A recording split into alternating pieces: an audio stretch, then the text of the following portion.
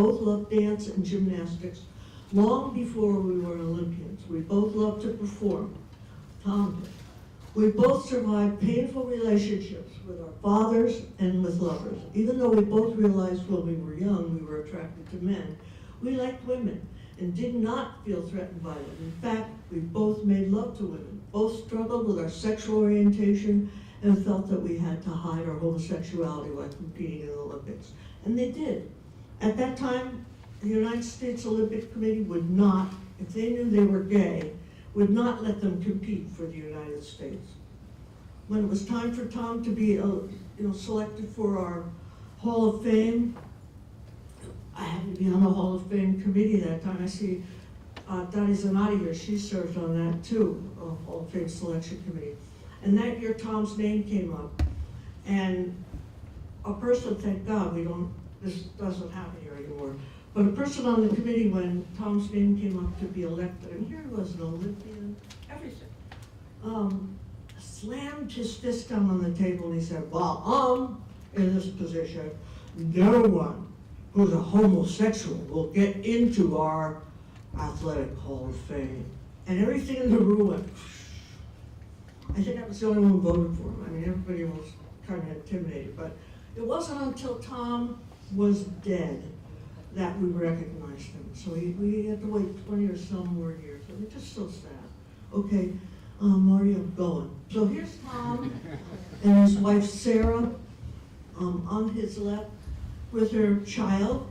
Tom very much wanted to have a child. Sarah is a lesbian, has a partner, but they decided they really wanted children. And Sarah was very accomplished, and she and Tom founded the Gay Games, which was unbelievable controversy at the time.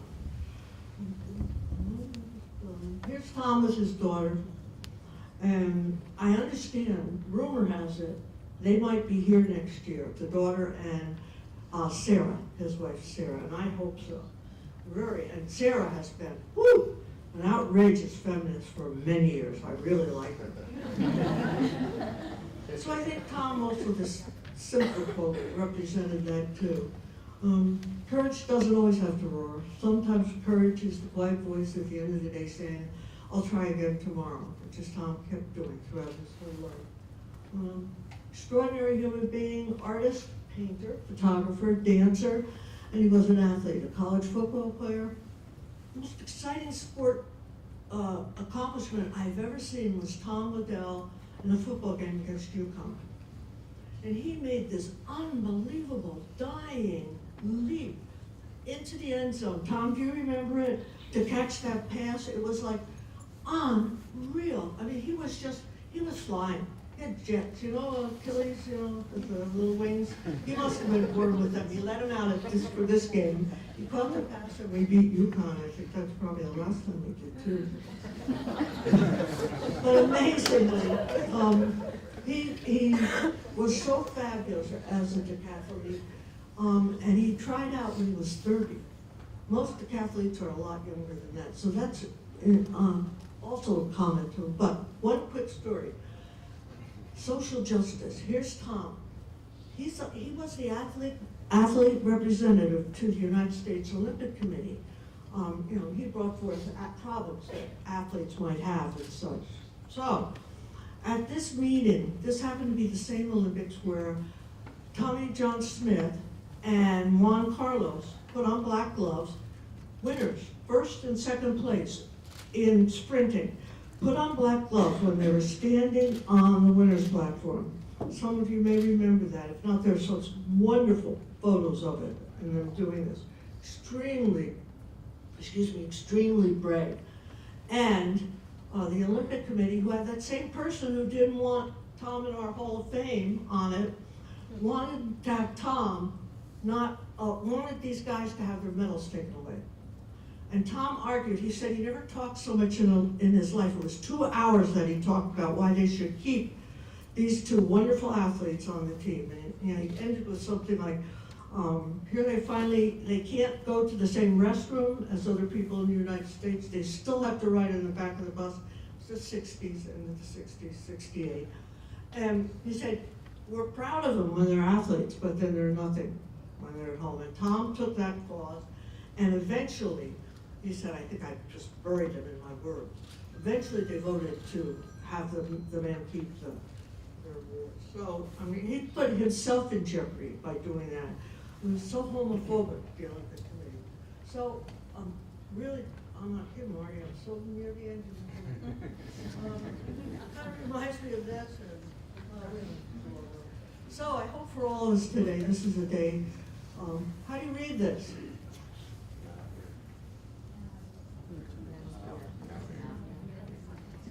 Not opportunity is not here. I hope you don't read it like that. I hope you read opportunity is now here. And it's an opportunity for us to commit ourselves to social justice again for all people, all isms, and let's get rid of them. So, Tom Liddell.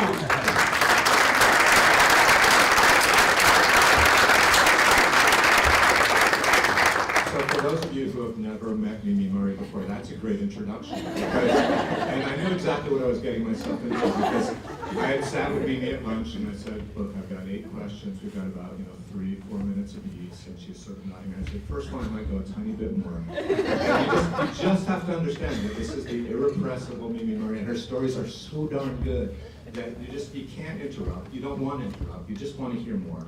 And it's just that, she is this life force that has just been such a gift to this college. That was just a great demonstration. And it's always, even in her own sort of effervescent, unique way, it's pointed out toward others. So that was really a good demonstration of the real thing right there. And there are some great other stories also about Tom Liddell if you want to hear more. Amazing, amazing man. Let's get on to a little bit more of your story, however, Dr. Murray, if we could. So you arrived here back in the fall of 1957, as we said, and by way of context in terms of sort of civil rights, social justice, we're 3 years after the Brown versus Board of Education decision, we're 10 years after Jackie Robinson broke the color line in Major League Baseball. We're still before the civil rights movement as we came to know it, we're before feminism as we came to know it. You were a very athletically minded youngster growing up in Summit, New Jersey. You played sports actively your whole life. You came to Springfield College, which had become co-ed for real 6 years before in 1951. And to your shock, you found when you got here, there were no varsity sports for women. Can you tell that story? I sure can, because I will never forget it. And quite honestly, I've had a love affair with Springfield College since I first arrived, except the first 2 weeks. And the woman who was the first director of women's physical education here, Dr. Ruth Evans, was president of National Associations, very prominent. And my high school coach and physical educator said, you have to go see Ruth Evans. You must go see her, Mimi, as soon as you get there. So that time I was kind of a Dudley Do-Right. So I marched over to Dr. Evans' office, and I waited. Anyway, I waited to be escorted in by her secretary, who Dottie can tell you was really flaky. Oh my God. Woo! Like that, worse than me. And so I got escorted in and sat down, and she said, now, Mimi, we are so delighted that you're here at Springfield College. May I help you with anything? And I said, yes, Dr. Evans. When does field hockey start? She looked at me and went, oh my dear, we don't do those things here. I said, what? And I had gone to a high school that we played sports against every other school around us, including the school where Coach Poisson's mother taught. And it was like, you have to be kidding me. So I was really sad. So I went back to the dorm, and I had to wait in line for at least a half hour, so it was even more to get the phone, only one phone. And I said, called my mother, and I said, I think I have to come home. She said, oh, really? That's my mother. Oh, really? Like, fat chance, Murray. Pull up your big girl panties, this is serious stuff. So I tried to tell her how sad I was. I didn't play hockey. I didn't want to stay there. I just wanted to play field hockey. Honestly, Melissa, I really did. So I got so kind of sick to my stomach, you know, and I didn't know what to do. So finally, I got back to Abbey Hall, my dorm, and there was a sign in there, field hockey practice. Oh, wow. And I thought, well, maybe they didn't tell her. I said, this sounds great. So I checked with some of the people in the dorm who played field hockey too. We already knew who played field hockey that did. And they said, yeah, we're starting our own field hockey. So we practiced every day out in this, it was like a cow pasture out where the dining hall is. And we practiced, and somehow or other, Smith came down here and Mount Holyoke came down, so at least we got to play somewhat. The same thing happened with basketball. The same thing happened with volleyball. And so my first couple of days at Springfield College were terrible for me. And then, of course, it turned out to be a place I wanted to be all of my life because of the students, all of you. So, sports. Yeah, it would be a much different world and a much different campus had she left. So it was going to be a very short stint, but it wound up being a reasonably long one, as it turned out. 52, actually 58 with my 4 years undergrad and 2 years master's. After you did leave here, when you graduated in 1961, you went to teach and coach in New Jersey, Yes. but you were inexorably, you were drawn back to this campus as a graduate student, and then to begin coaching gymnastics. And your gymnastics coaching career here is one for the absolute ages. 6 years, I believe you coached here. In dual meets, your team's records were 37 victories, and get ready for this, 0 defeats. Undefeated throughout her career as a college coach. Not one time. Won 3 national championships. Is it really so easy, like this winning thing? Piece of cake.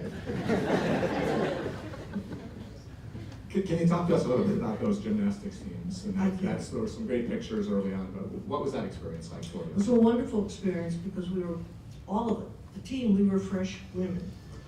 It was my first year as the head coach. They were all fresh women, very fresh, which I just loved. And it was sort of like that old child's story, you know, children's story about the little train, I think I can, I think I can, I know I can. That's how this team was. I mean, we were so dumb that they'd say to me, or, you know, they'd say, well, coach, how are we gonna do in this meet? Oh, I think we'll do fine. Have any idea? And then, you know, thank God Jen knows a lot more about gymnasts than I did then. I said, I think we'll do fine. Oh, okay, and they believed me. And that went on every single practice. And then we go to the Eastern Regional Championship, and UMass did not like us, okay, because we always beat them bad. So we were like, what do you think, Coach? Can we take on UMass? Oh yeah, it's gonna be a piece of cake. I didn't know. We won it, and they were angry. But anyway, and then we got accepted for the national championship. But listen to this one. Here I am, a freshman coach, and Dr. Evans and Dr. Margaret Thorson had submitted a bid for us to host the first national championship for women of all sports, and it was going to be in gymnastics. Freshman coach, fresh women on the team, and we're hosting it. I'm the meet director. I hardly knew how to run dual meet. Okay, so we had this first national championship, and we won by 1/10 of a point. It was here, and so it was just wonderful. And we were so flummoxed about the whole thing, the whole team and me, that when they called up the second place team, we went up. All of us stood up on the platform, proud as punch. We were standing up there, and one of the other people came and said, Mimi, you're next. So we let the second place team, which happened to be Southern Illinois, they weren't happy either. And so it just sort of went on from there. And it was the most wonderful, humbling experience, I think, of my life. And I'm so grateful for those women because they had the courage. And none of them had been on a Olympic team. We were competing against women who just come back from the Munich Olympics that were at other colleges and universities. And it, you know, was Southern Illinois, UCLA, USC, Georgia, very good gymnastics team, on and on. And you know, I can remember when we would win meets, it would say in the newspaper, like one in Des Moines said, Little Springfield College. You know, I was so ticked. Little Springfield College upsets the women's collegiate gymnastics world. So it was one, it was because of them. I was a cheerleader. A very effective one, however. A couple more things. I know we're a bit short on time, and there are a million things that we would love to hear, but I want to ask you, sports psychology, you have been a pioneer figure on this campus and nationally. What was the draw into that world for you? Well, I think after I finished coaching, I decided that I was finished coaching gymnastics, and I thought, well, you know, there's so much more in the United States. We know how to train the body. We do a great job. And here at Springfield, we have a great strength and conditioning team, a program with people out training all of us, our teams. But I know a lot about that. I felt very confident about that. But I knew that connection was missing, and I didn't know that much about brain power. And you know, the ancient Chinese knew long before we did that the brain controls the body. And if we don't have control of our thoughts, we're not going to perform very well. So I decided, well, let me go learn about that. And I was one of the first people to do it. And we've got a program accepted here at Springfield for our master's. And after that, a PhD with the help of Dr. Betty Mann, who did a great job with our graduate school, fabulous job. And through her, she pushed it through the state. And I think we were the first PhD program in the United States in sports psychology. So that too has been a wonderful career. Great. One last thing I wanted to ask you about before we turn it over to Michelle Lee-Cecina to give our awards. Is in the big category of gender equity. This has been a cause that has been near and dear to you, that you have fought for throughout your entire life. You have had to fight that fight here on this campus. You have had to fight it nationally, internationally. You've seen some amazing changes. And this is a big question that would be impossible to answer in a few minutes, but I'm going to ask you to drop it, which is, where have you seen the chief areas of progress? What are you most proud of? And where do we still need to go in terms of leveling that playing field around gender equity? What are the big steps that you would like to see in the years to come? Thank you, Marty. That's so important. And I've seen phenomenal growth here at Springfield College from my own days until now, and the great athletic program we have for both men and women. And I want to thank Dr. Poisson for changing some of the leftover Title IX problems that we had before he became director of athletics. So he's really made a great difference, and I'm grateful to that. But I think what's scary now is with the Supreme Court, the balance on the Supreme Court, we might have a problem with things like Title IX, which is, you know, an amendment to the Education Act.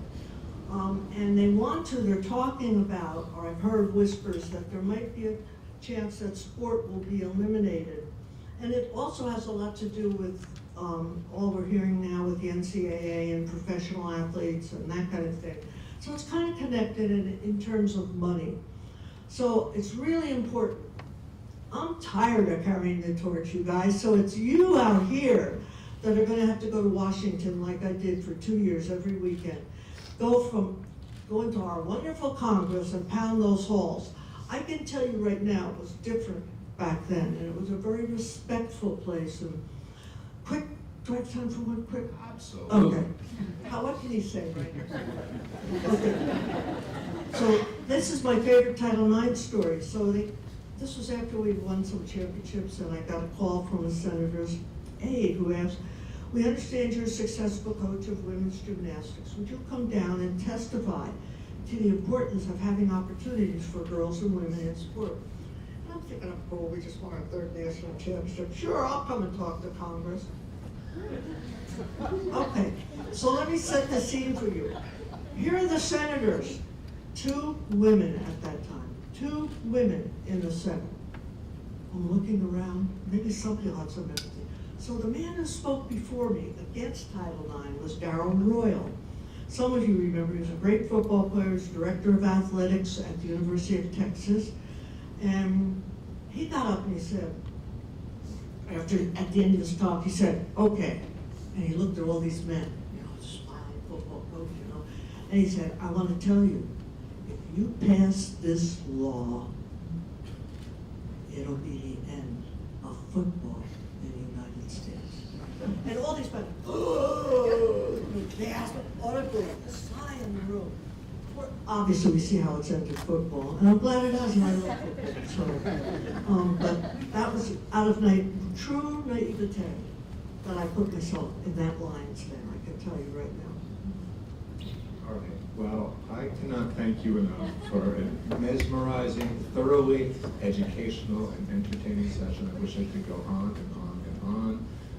I invite all of you to try to soak up as much of Mimi's wisdom and spirit and humanity as you can in the coming weeks while we still have her here. And please join me in a robust ovation to this amazing.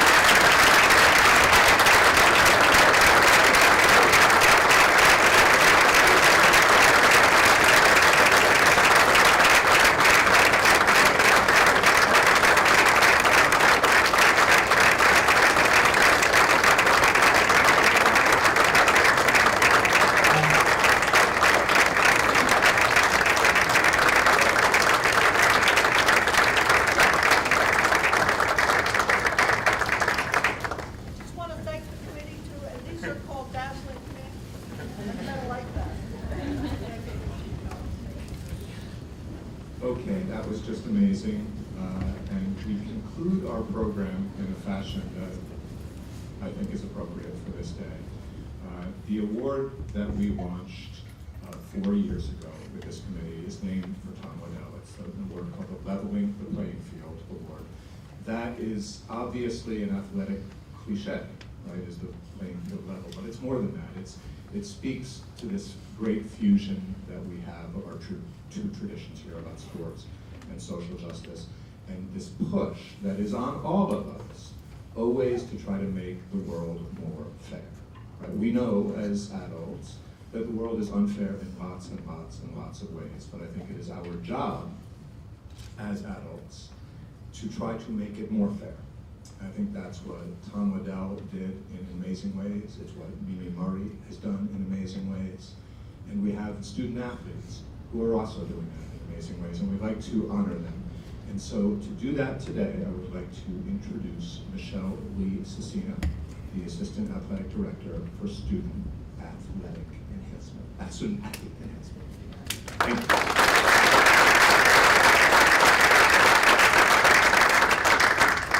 Thank you, Marty. Dr. Murray, thank you for sharing your wisdom with us all today and for your many years of service at Springfield College. Your message was inspiring, and I think we all wish we could sit here all afternoon and hear you speak. Thank you all for attending this wonderful annual event, which serves as the unofficial kickoff to the Springfield College Athletic Hall of Fame induction weekend. Before I get to the award winners, however, I'd like to recognize that this wonderful event is supported by the generous donors who have given to the endowed Tom Waddell Fund that was started by Phyllis Plotnick. Thank you, donors. For the 4th year in a row, the Sport and Social Justice Symposium Committee accepted nominations from our student athletes for our Tom Waddell Leveling the Playing Field Award. Committee members spent a great deal of time deliberating the nominations and came to a unanimous decision that each of our 4 finalists was deserving of receiving the recognition. Among the nominees who without question are striving to create a more just world are Andrew Papirio from our football team and Amanda Nussbaum from our field hockey and women's lacrosse teams.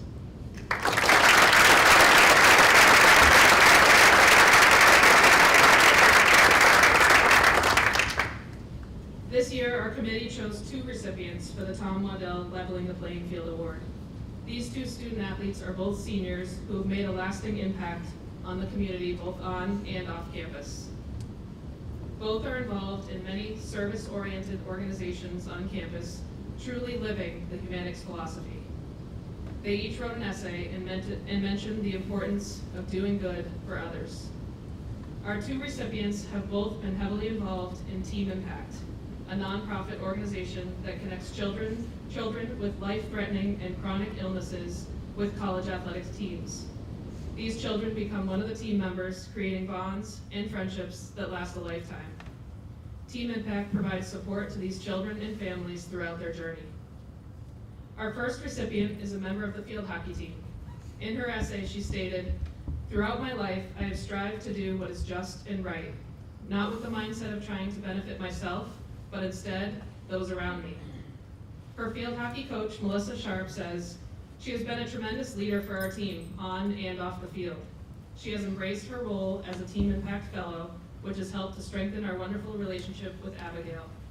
She has truly taken advantage of the many incredible opportunities that Springfield College provides our student athletes, and in doing so, has transformed into a dependable leader, role model, and wonderful ambassador for Springfield College. She has a big heart and always looking for ways to help other people." Our second recipient is a men's gymnast. His coach, Matt Davis, states, "He's an exceptional student athlete and has a 3.96 GPA, is a tutor on campus, a SALT executive board member, one of the leaders for the men's gymnastics humanics efforts, and is an integral part of the men's gymnastics involvement with our Team Impact player. In the gym, he is a true leader for our team. He's a two-time team captain, a USAG and CGA academic All-American, a 5-time USAG event All-American, and 3-time NCAA Division I championship qualifier. During the 2 years I've had the privilege of coaching him, he has demonstrated a unique ability to go beyond what is merely required of himself in order to make himself and those around him exceed expectations. He not only rises to the challenges that confront him, but also does so with enthusiasm, a sense of responsibility, and an unwillingness to be satisfied with anything less than the best from himself. It is no surprise how successful he is in all that he does." Presenting our award is Director of Athletics, Dr. Craig Poisson. The 2019 Tom Waddell Leveling the Playing Field Award recipients are Emily Drake and Yannick Haas.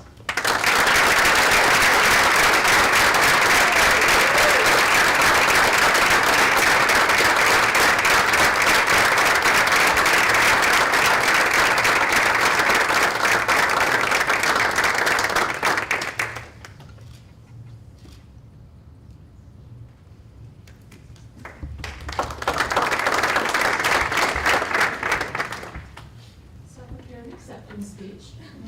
So first I would like to say thank you so much for honoring me with this wonderful award. I'd like to say thank you to everyone in the selection committee and from athletics for choosing me for this honor. I would also like to thank Coach Sharp and Ray and Scott and my mom for all coming today, and all my teammates and all my friends who came to support me at this wonderful event. I would never be here today without any of you. I would also like to congratulate Yannick on receiving this honor as well. There's no one else more deserving this award than us two. So, being a student athlete here at Springfield College is much more than about your contribution on the field. It's about the relationships, the connections, and the influences you have on those around you. It is limiting to describe myself as just a student or just an athlete. I am a student athlete. And at Springfield College, I've been given opportunities I never would have received anywhere else. This is the place for me. I also have been able to mature and develop into the woman I am today, caring, compassionate, and giving. I've been able to have an impact in my community and those around me in a positive way. I have left a legacy at Springfield College by being able to wear the jersey. I'm committed to making the world a better place, and that mission started 4 years ago today, right here in Alton Street. Thank you again, and thank you for choosing me for this award.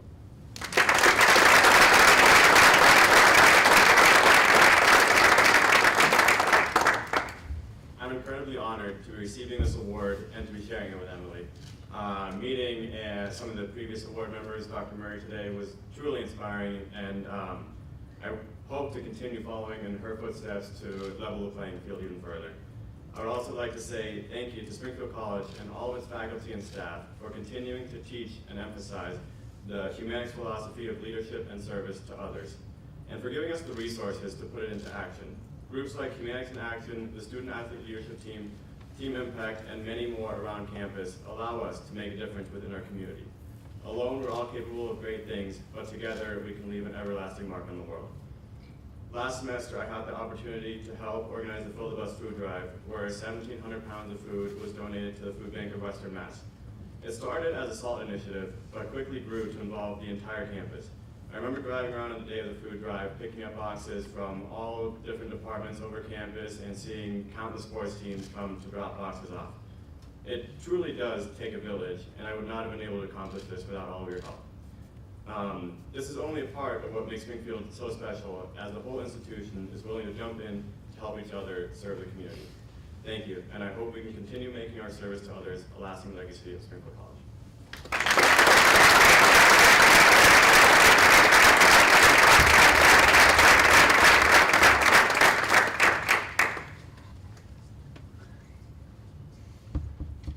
Can everyone hear me? Yes. Perfect. So that's going to conclude our 4th annual Sports and Social Justice Symposium. Thank you so much for coming out. Amy, thank you so much for your work. Students, thank you so much for continuing to live the mission. And I believe the torch has indeed been passed. We heard about living our legacy. We heard about the last component of our mission, leadership and service to others. So as you think about your legacy,